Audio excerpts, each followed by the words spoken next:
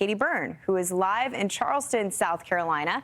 Katie, you know, this is a town that's known for struggling with king tides, but it does not make it any easier when they arrive. It doesn't. And you know what? The fall king tides tend to bring the highest water levels of all of the king tide events we see all year round. So locals are pretty familiar with this. Still, we are in really what's forecasted to be a multi-day king tide event. So we just passed high tide here. Around 8 o'clock was the morning high tide. The next one will be about 8:20 tonight. So we'll keep our eyes out, but we're trying to see if the wind and the waves push that water and contribute to any more of the minor flooding that I've already seen in some of the streets here. If you take a look behind me, you can see we're set up right along the Battery seawall. Not a lot of people out because we've had some spotty showers so far this morning, so it's been pretty quiet here.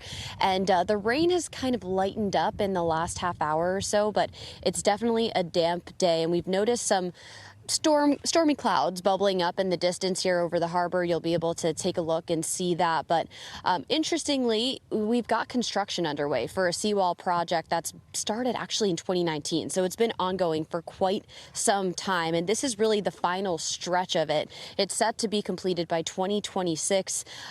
Really all just happening to keep Charleston safe from flooding. They've raised the seawall here a couple of feet, in some places even more or even higher. And you can see this work actually happens rain or shine, because we have some workers here that have showed up despite the rain this morning, making sure to keep this project going. Obviously, Charleston, a city all too familiar with flooding. So we're going to be checking in with locals throughout the day here. But I will say, as I drove into the Battery area this morning, I did already notice some of the minor flooding in the typical hot spots, right? So there are some streets that are prone to flooding. And in fact, there are barricades that are set up right on the side of the street just to put out when that flooding happens, because it's so regularly an occurrence here. We're going to keep you posted on what we see, and we're going to hang out for a few days while we have this event ongoing, really in the forecast for a few days here.